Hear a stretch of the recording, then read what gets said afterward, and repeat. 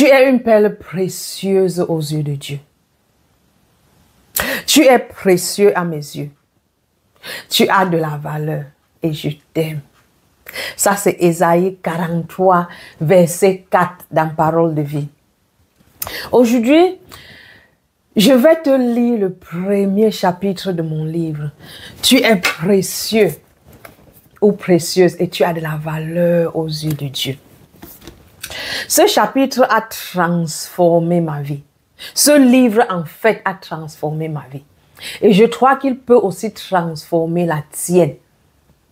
Donc, prépare ton cœur, car tu vas découvrir combien tu es précieux et tu es aimé par ton Créateur.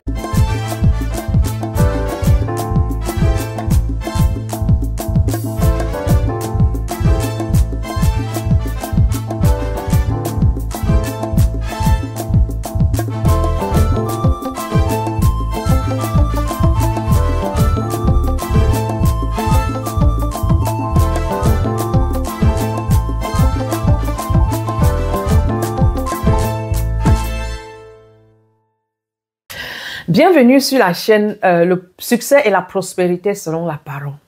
Ici, tu vas découvrir comment aligner ta vie avec les principes de Dieu dans sa parole pour pouvoir expérimenter la vie abondante que Jésus a promis dans Jean chapitre 10, verset 10. Il a dit, je suis venu afin que les brebis aient la vie et qu'elle l'ait en abondance. Je suis Sinclair Sima. Une femme transformée, vraiment transformée et restaurée par l'amour et la grâce de Dieu. Aujourd'hui, je vis une vie bénie et remplie de sens. Et tu sais quoi? Toi aussi, tu peux vivre cette même vie.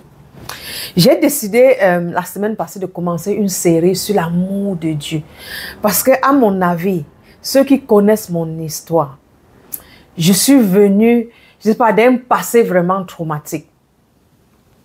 Et quand j'ai compris l'amour de Dieu pour moi, je ne vous mens pas, tout le succès que j'ai dans ma vie aujourd'hui, et beaucoup de gens voient ça que j'ai de la chance. C'est pas de la chance, mais c'est comprendre qui tu es aux yeux de Dieu, la valeur que tu possèdes auprès de lui.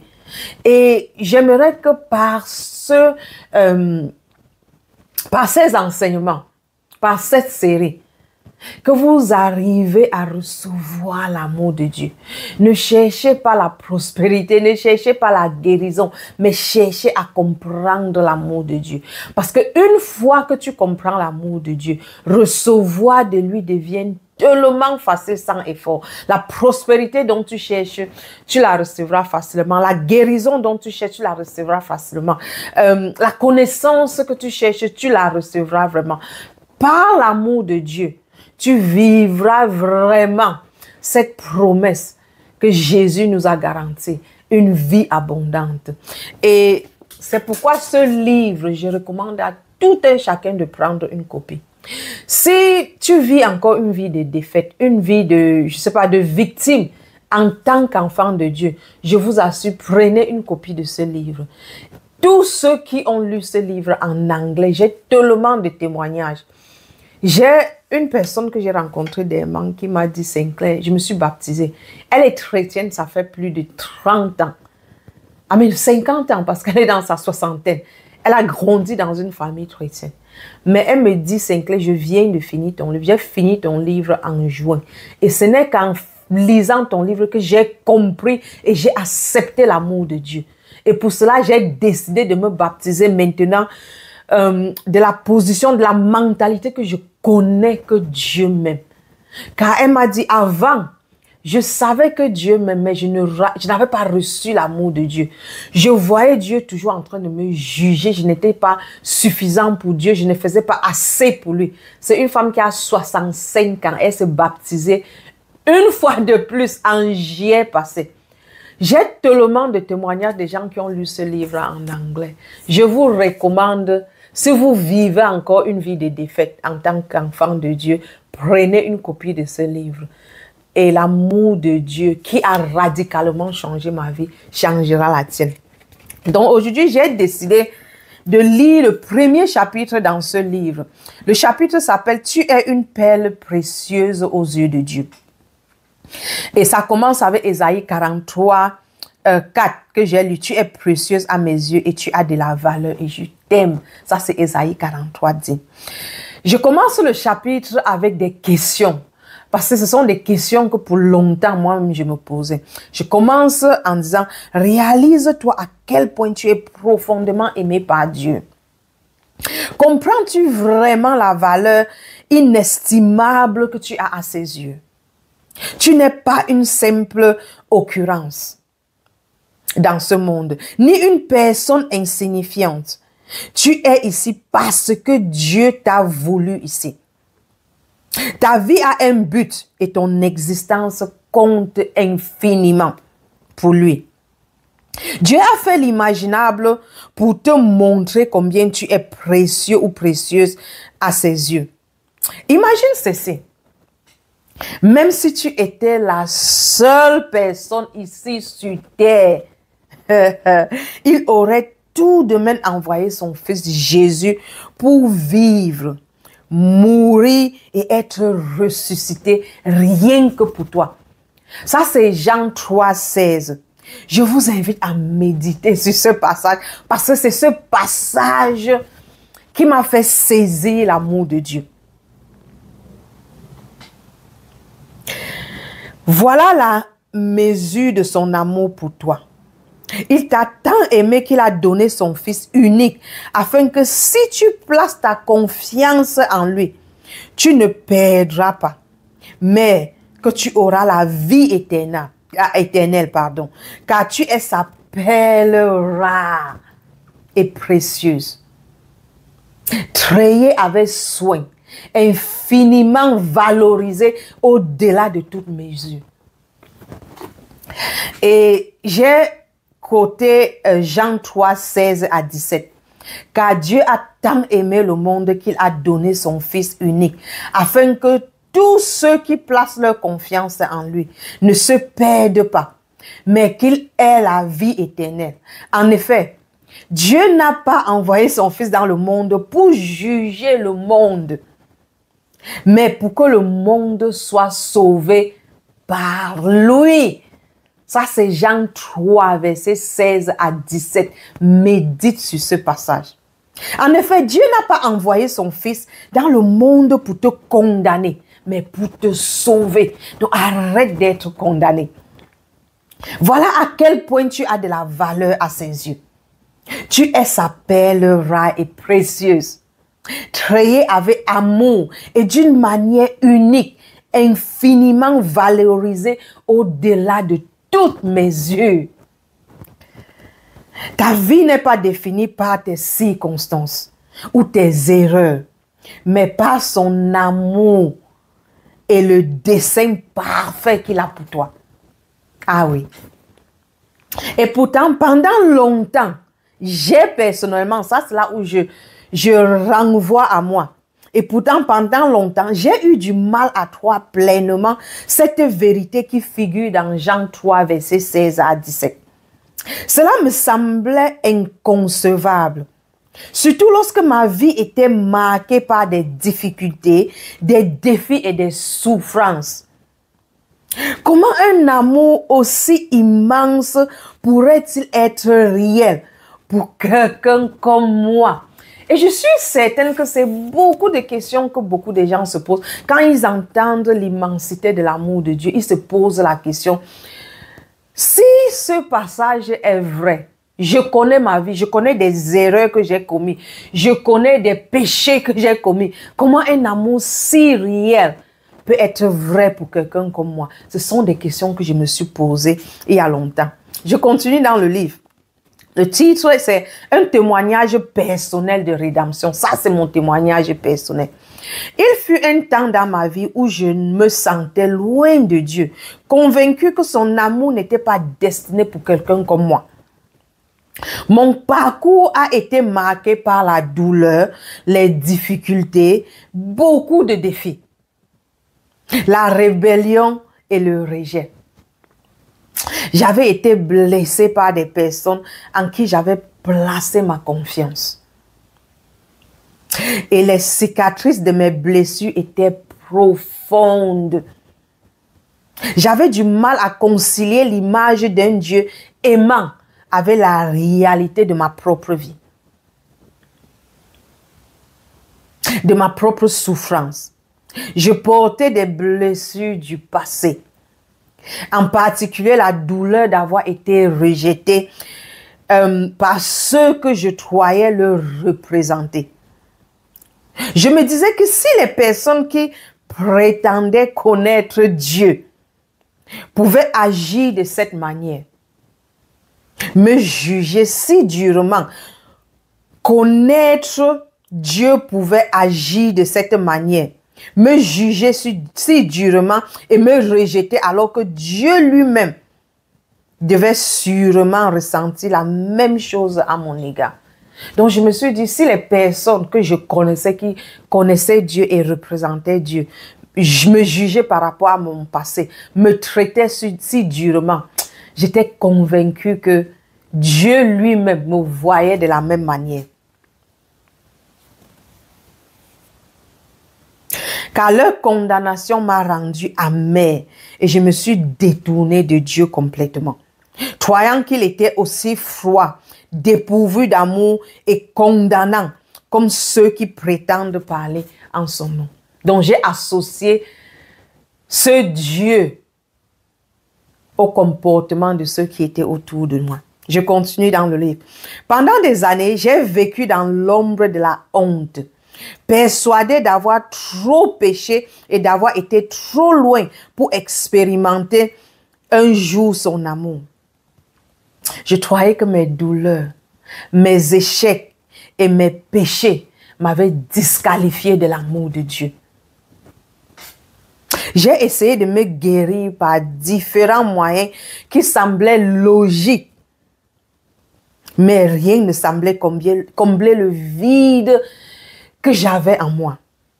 Mon cœur était troublé, assoiffé d'acceptation, mais une voix en moi murmurait que j'étais trop brisée, trop égarée, trop sale pour réellement être aimée par Dieu. Et je suis convaincue que beaucoup d'entre vous entretiennent cette voix de condamnation de l'ennemi qui vous fait croire que vous ne pouvez pas entrer dans l'abondance et la prévoyance de Dieu parce que vous avez péché, parce que vous avez été ci ou ça dans votre passé. Je vous invite à comprendre que Dieu ne te juge pas par ton passé. Il te juge par son amour et par la justice de son Fils envers toi. J'ai vécu avec cette même condamnation, cette voix qui me disait chaque fois, tu n'es pas assez, tu n'es pas bon, tu es une pécheresse. Pourquoi est-ce que Dieu pourrait t'aimer? Je continue dans le livre. Même lorsque je n'étais pas consciente de sa présence dans ma vie, même quand je portais un mauvais jugement à son égard, Dieu ne m'a jamais abandonné. Ça, c'est une vérité qui me brise le cœur chaque fois. Même quand j'ai tourné à Dieu, il ne m'a jamais abandonné. Il n'a pas tourné son dos à moi. Au cœur de ma rébellion, il n'a cessé de me poursuivre. Pardon. Sans jamais lâcher prise. Ce ne fut pas immédiat, mais au fil du temps, ces doux murmures ont atteint mon cœur. Je lui ai ouvert la porte avec appréhension. Étant arrivé au bout de mes propres efforts, peut-être peu à peu, Dieu m'a révélé sa véritable nature d'une manière à laquelle je ne m'attendais même pas. Ce n'était pas à travers des signes spectaculaires ou des moments dramatiques, mais par l'amour distrait et constant d'une famille qui vivait à côté de chez moi, mes voisins. Cette famille n'était pas parfaite, mais leur vie témoignait profondément de l'amour de Dieu. Je vous assure, j'ai aménagé dans un quartier, dans une nouvelle maison. Et Dieu avait déjà anticipé et a placé des voisins qui devaient me présenter son amour. Et leur manière de m'aimer a mis un dilemme dans mon cœur. J'ai comparé le Dieu que j'ai vu en grandissant au travers de ceux qui le servaient. Ces gens qui me jugeaient, qui étaient méchants, qui n'étaient pas amour. Avec ce Dieu de cette famille voisine que je venais de rencontrer, qui m'aimait sans me juger, qui ne me montrait que l'amour de Dieu. Je continue dans le livre. Cette famille que j'avais autrefois ignorée parce qu'elles adoraient le Dieu que je rejetais est devenue l'incarnation vivante de son amour dans ma vie. Je vais donner une petite explication ici. Quand j'ai aménagé dans cette maison, j'ai su que la famille voisine était chrétienne. Mais parce que j'avais tourné le dos à Dieu et que je ne voulais pas que quelqu'un me parle de Dieu, j'ai commencé à ignorer cette famille, de peur qu'il commence à me prêcher la parole de Dieu, qui était un Dieu en ce moment que je ne voulais pas entendre, qui était un Dieu méchant pour moi, selon mon expérience d'enfance.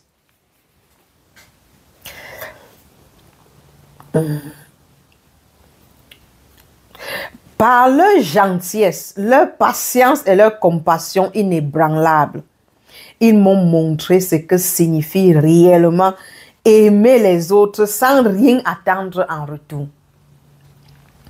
Ils ne m'ont jamais jugé pour mon manque de foi, pour le fait que je ne croyais pas en Dieu et que je n'allais pas en église. À l'église, ils ne m'ont jamais jugé. Ils ne m'ont jamais fait sentir exclu ou indésirable parce que je ne partageais pas leur croyance. Au contraire, ils m'ont accueilli avec un cœur ouvert et ont témoigné à moi et à mes enfants d'un amour inconditionnel, manifestant la grâce et le pardon d'une manière que je n'avais jamais connue auparavant. Ils m'ont donné un amour qui pour moi était surnaturel. Je n'avais jamais été aimée de cette manière. Et cela m'a mis un point d'interrogation dans la tête. Je continue dans le livre. Son amour m'a donné le courage d'avancer. Attendez, peut-être j'ai pris. Oui, bon, j'ai sauté. Leur comportement parlait plus fort que les mots. En passant du temps avec eux, je ne pouvais m'empêcher de remarquer que leur caractère, leurs valeurs et leur mode de vie étaient profondément enracinés dans leur foi. Cela m'a vraiment bouleversée. Il était évident que leur amour pour moi n'était pas seulement une expression de qui ils étaient, mais un reflet de qui Dieu est. Imaginez. Ils ne m'aimaient pas parce que, honnêtement, c'était qui ils étaient, mais ils représentaient le Dieu qu'ils servaient. Un amour si profond et inconditionnel qu'il m'a touché, même lorsque je ne le cherchais pas. Leur démonstration distraite et constante de l'amour de Dieu a commencé à briser les barrières de mon cœur. Sans jamais me prêcher quoi que ce soit. Ils ne sont pas venus en me parlant de l'évangile, des paroles de Dieu. Tout ce qu'ils ont fait, et je suis sûre que Dieu savait, je n'avais que besoin d'être aimée de la manière que Dieu aime. À travers leur vie, la nature de Dieu, aimant, patient, bienveillant, pardonnant et fidèle, c'est par leur acte bien plus que par leurs paroles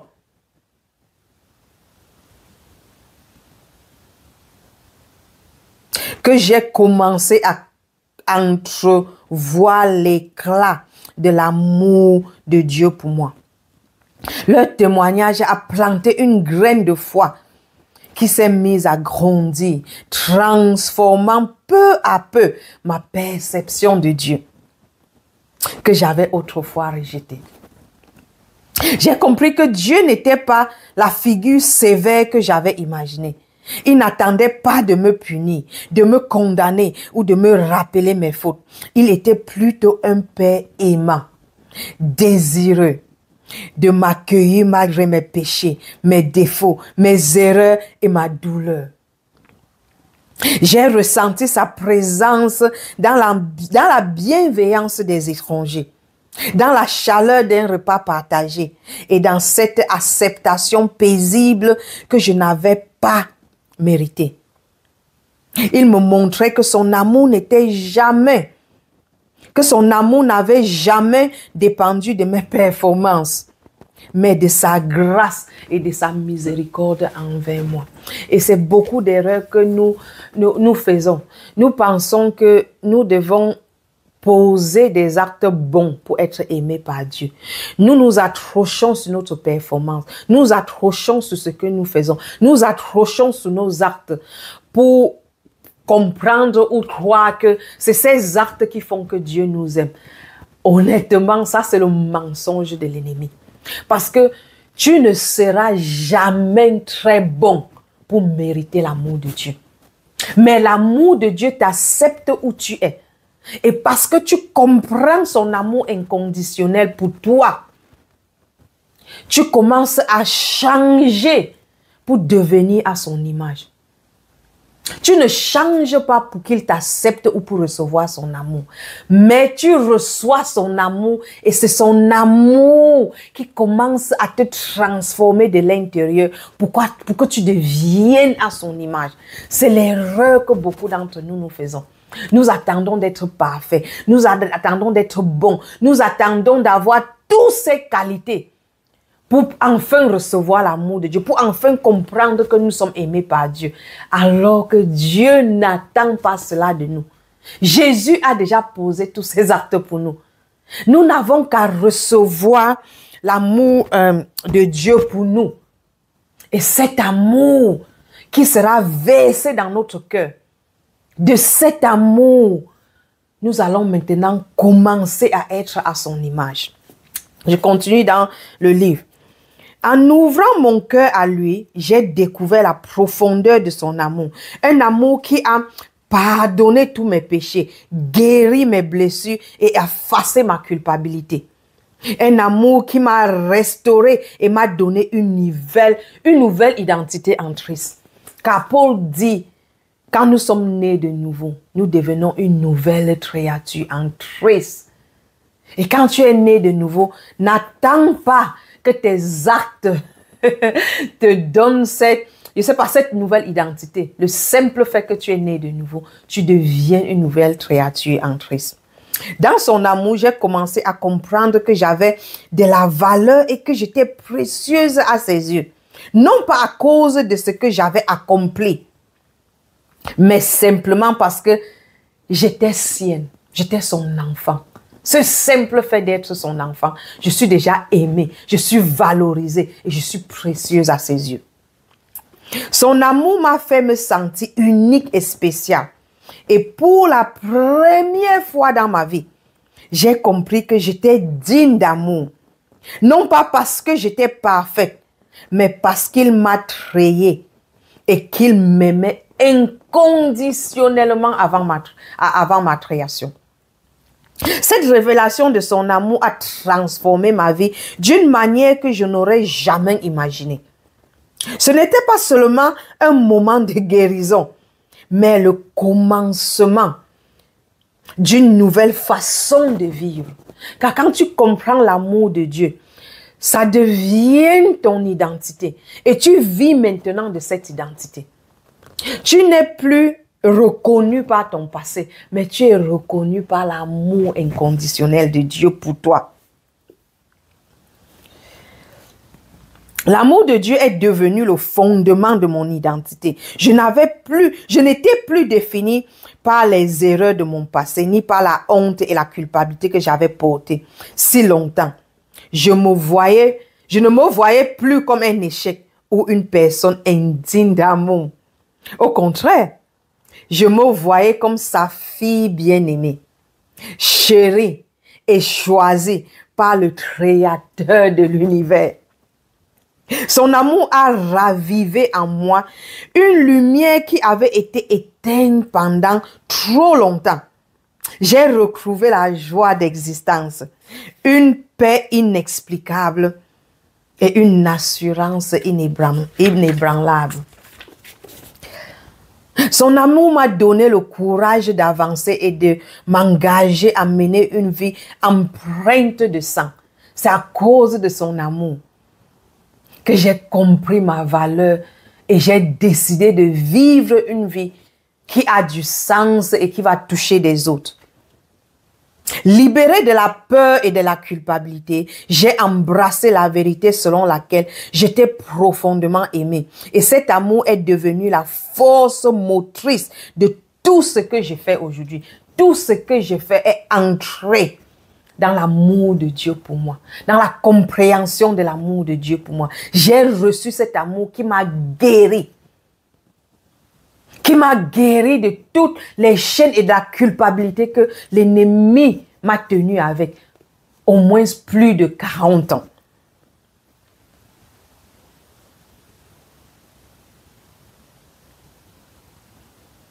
J'ai pris la décision de m'entrer dans son amour inébranlable, sachant qu'il me guidera, me guérira et me donnera la force de marcher pleinement dans l'identité pour laquelle il m'avait créé.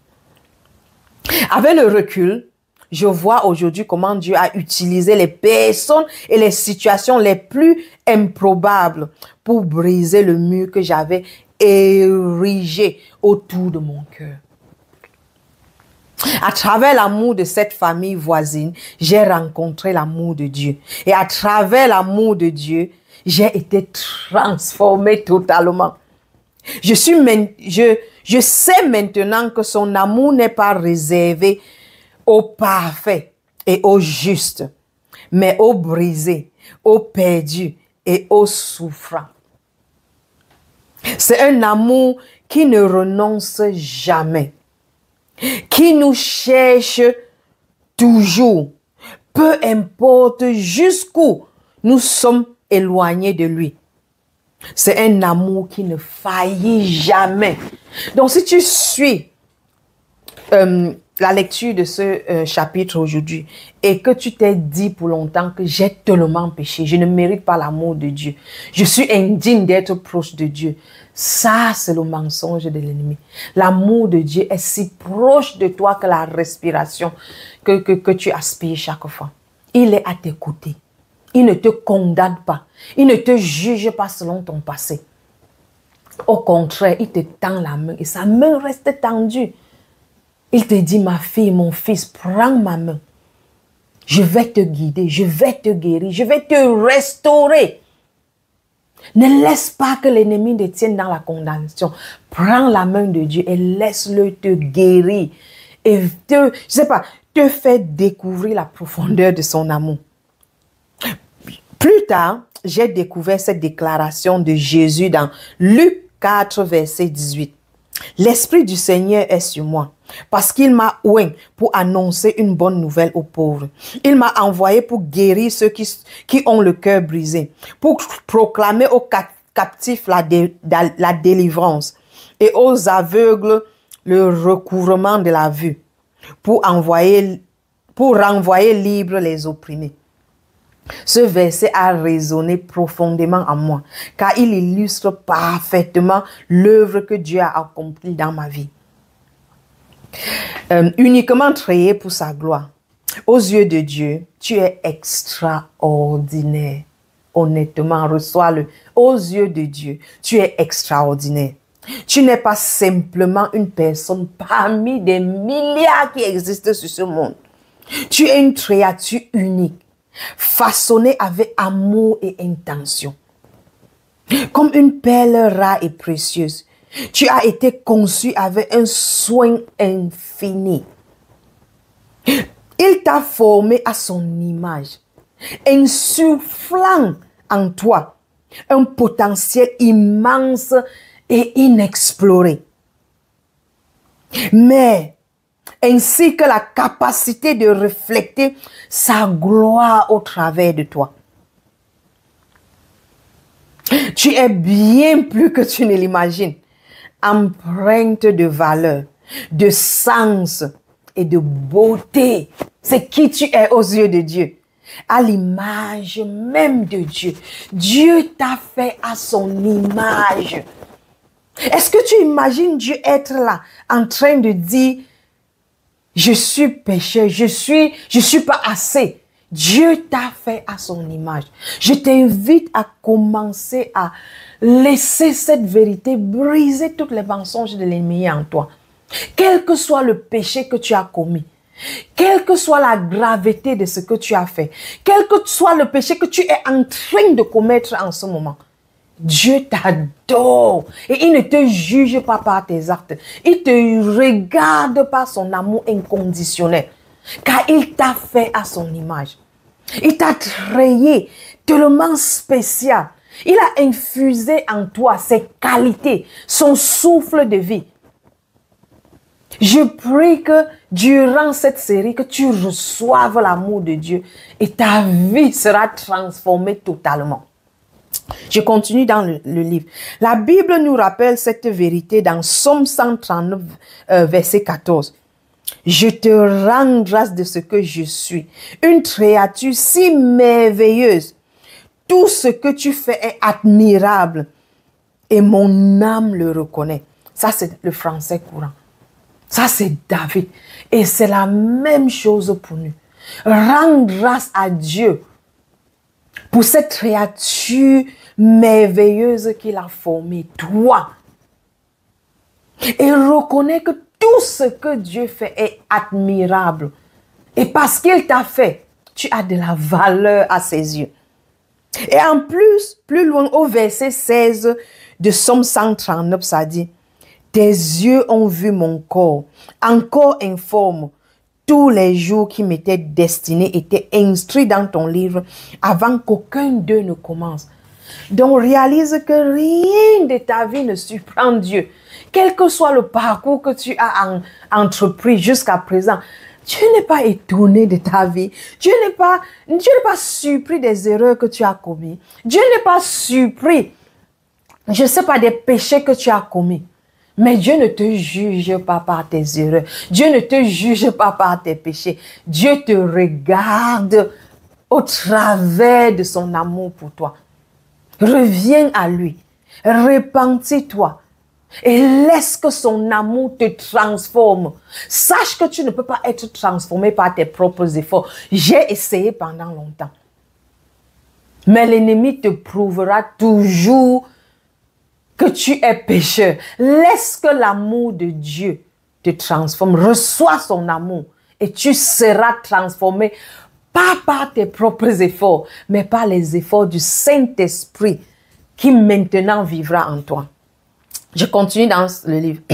Ces deux versets, Psaume 139, versets 15 et 16, ne sont pas des simples paroles poétiques, mais une déclaration puissante du dessein intentionnel de Dieu pour ta vie.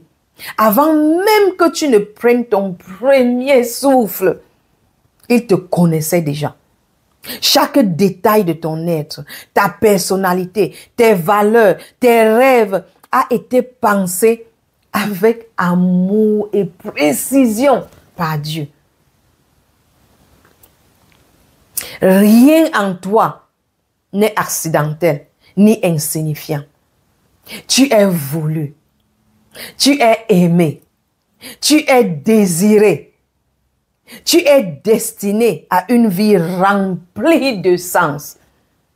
Peu importe les doutes qui t'assaillent ou les mensonges que le monde ou l'ennemi veut te faire croire, une vérité demeure aux yeux de Dieu, aux yeux de ton Créateur.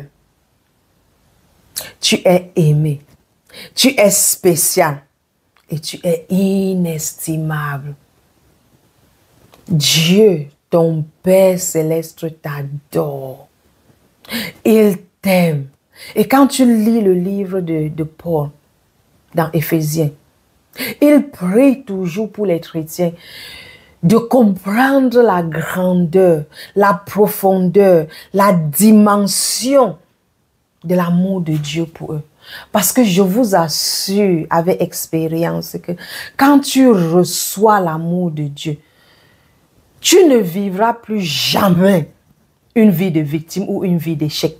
Car tu comprendras que Dieu t'adore et son plan pour toi est merveilleux.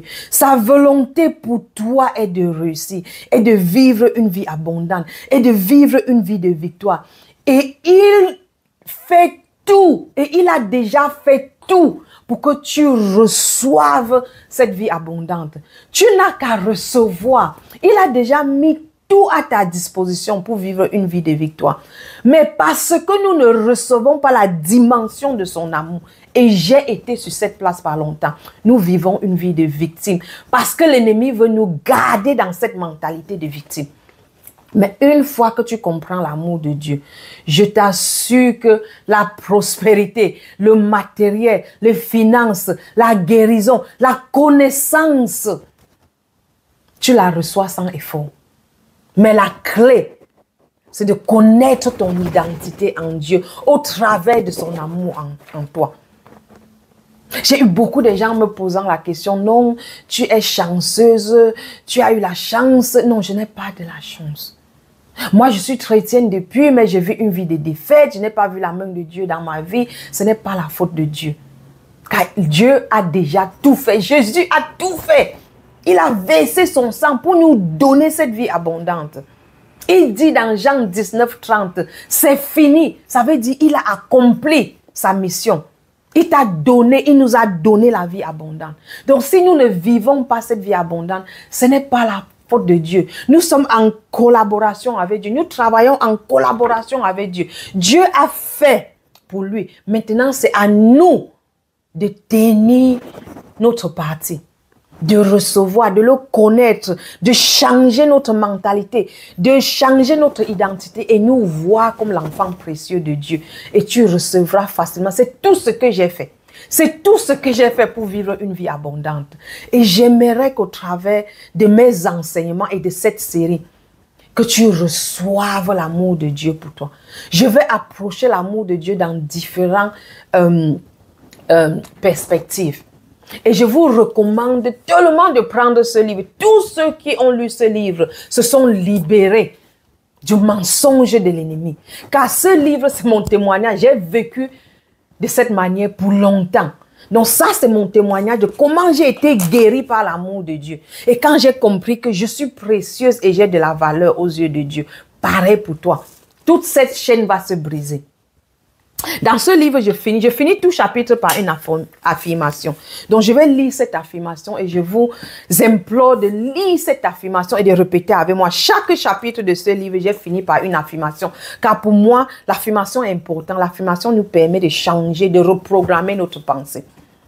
Affirmation. Je suis profondément aimée et infiniment précieuse aux yeux de Dieu. Ma vie n'est pas le fruit du hasard. Dieu m'a choisi avec un amour et une intention parfaite. Mon existence a un sens profond, car je suis une créature unique, façonnée par ses mains pour refléter sa gloire. Merveilleusement conçue, chaque détail de mon être témoigne de son amour et de son dessein parfait.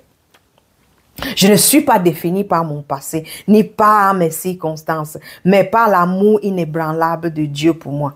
J'accueille avec foi et gratitude la valeur qu'il me donne, consciente du potentiel extraordinaire qu'il a déposé en moi. Par sa gloire, je suis destinée à manifester sa lumière dans tout ce que j'entreprends. Je suis créée pour briller et vivre une vie de victoire. Yeah. Ça, c'est le premier chapitre de mon livre. Tu es précieux et tu as de la valeur aux yeux de Dieu. Que je recommande tout un chacun de prendre une copie. C'est disponible maintenant à Amazon. Continuez à suivre cette série. Car au travers de cette série, je vais partager mon expérience comment je vis une vie bénie, juste parce que j'ai reçu l'amour inconditionnel de Dieu pour moi. Ça, pour moi, c'est la clé. Recevoir son amour te permettra de comprendre ton identité, te permettra de transformer ta pensée et aligner ta pensée avec la volonté de Dieu et te voir comment Dieu te voit. Et je vous assure qu'il n'y aura pas de limite à ce que vous pouvez recevoir. Cette vie abondante que Jésus a dit, ce sera tellement facile pour vous à recevoir.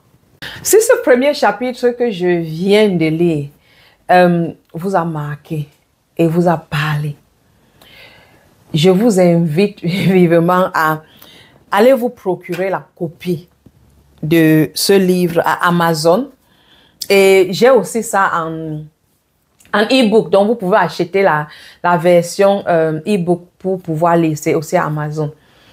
Je finis en disant, si ce message a touché ton cœur, partage-le à quelqu'un qui a besoin de se rappeler combien il est précieux aux yeux de Dieu.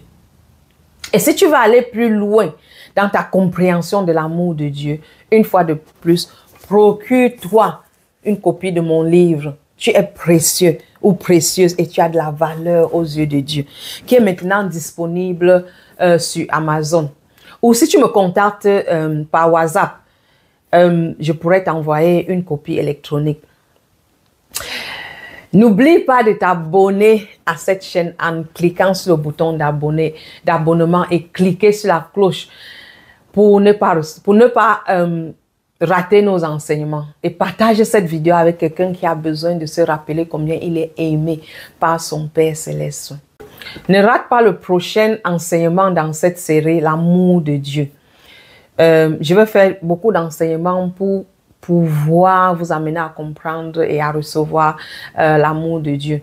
Si tu n'as pas suivi l'enseignement de la semaine passée, clique sur le lien que je vais mettre dans la description et tu peux suivre l'enseignement de la semaine passée.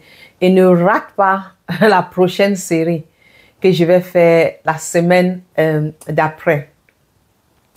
Une fois de plus, je finirai par te rappeler que Dieu t'a créé pour briller. Alors lève-toi et brille.